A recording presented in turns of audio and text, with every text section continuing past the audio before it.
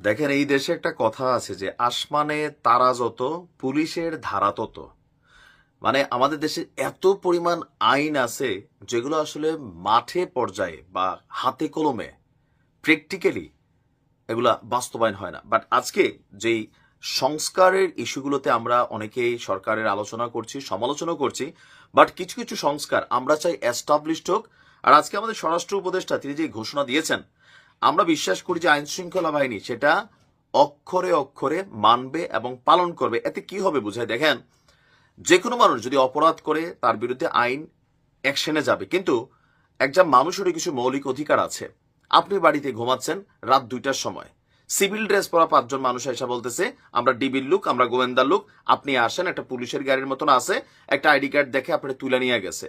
এই ঘটনাগুলোতে দুইটা জিনিস ঘটতেছে। প্রকৃতপক্ষে মাঝে মাঝে অরিজিনাল ডিবির লোকও আসে, আবার মাঝে মাঝে দেখেন র্যাবের ড্রেসে, আর্মির ড্রেসে, তারপর হচ্ছে পুলিশের ড্রেসে, ভুয়া ডিবির ড্রেসে, এনএসআই ড্রেসে বিভিন্ন জায়গা থেকে দুষ্কৃতকারীরা আমাদের এই সংস্থাগুলোর নাম পরিচয় ভেঙে মানুষকে তুলে নিয়ে যায়, জিম্মি করে, অপহরণ করে।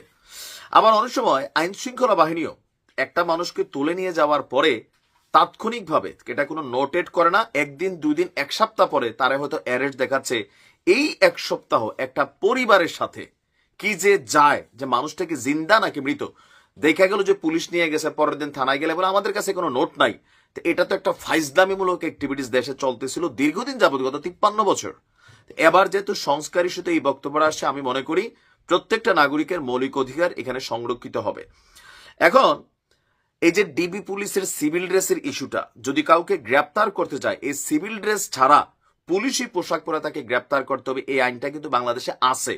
মুখে বলতেছে, কিন্তু on action, political point of view, সরকারের পারপাস সার্ভ করা, লোকাল নেতার কোন রকম মানে তাল্লাগিরি করা, এগুলা তো অনেক জায়গায় আমরা দেখছি এই ঘটনাগুলো ঘটে। বাট এবার ফাইনালি অন্তত কোনো সিদ্ধান্ত যেটা ছিল আবারও আসছে, আমরা চাই এটা কার্যকর হোক। পুলিশের কোন সদস্য এখন থেকে সিভিল ড্রেসে আসামি ধরতে পারবে না। এই কথা কে জানিয়েছেন? আমাদের স্বরাষ্ট্র উপদেষ্টা, সংস্কারের এই সরকারের স্বরাষ্ট্র উপদেষ্টা লেফটেন্যান্ট জেনারেল মোহাম্মদ জাহাঙ্গীর আলম, তিনি বলছেন পুলিশের তেলবাজি ব্যবস্থা ফেরানোর চেষ্টা হচ্ছে, এটা বন্ধ করতে হবে।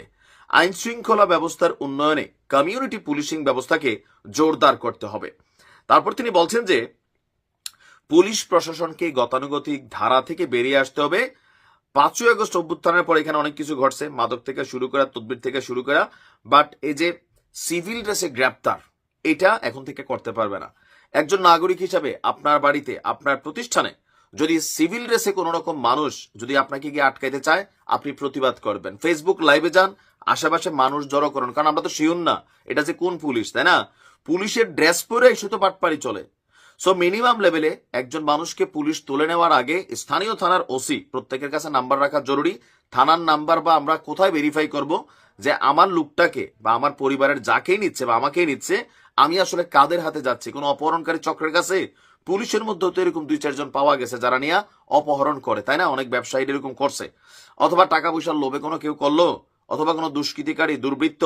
সো এই জিনিসটাকে মেক শিওর করতে হলে পুলিশের ড্রেস পরে আসতে হবে। যে কোনো পুলিশ আমাকে দিনের আলোতে গ্রেপ্তার করতে হবে। রাতের আধারে গ্রেপ্তার করলেও আমি কার কাছে যাচ্ছি, কার হেফাজতে যাচ্ছি, এতটুকু তথ্য জানার অধিকার প্রত্যেকের পরিবারের আছে। তো এই আইনগুলো কিন্তু নতুন না, বাট সংস্কারের মাধ্যমে এগুলাকে নতুন করে এস্টাবলিশের যে চেষ্টা চালাচ্ছে ইউনূস সরকার, আমি এটাকে ধন্যবাদ দিই। কারণ এই হয়রানিটা সরকারে যে থাকে আর বিপরীত দলে যারা থাকে তাদের উপর দিয়ে যায়। ভাই, এটা গত 17 বছর না 53 বছর বাংলাদেশের ইতিহাসে এই কথাই বলছে। আমরা চাই এখান থেকে বাংলাদেশ পুলিশ বের হয়ে আসুক, প্রত্যেকটা মানুষের এই মৌলিক অধিকারটা সংরক্ষিত থাকুক। ধন্যবাদ স্বরাষ্ট্র উপদেষ্টাকে, ভালো থাকুন।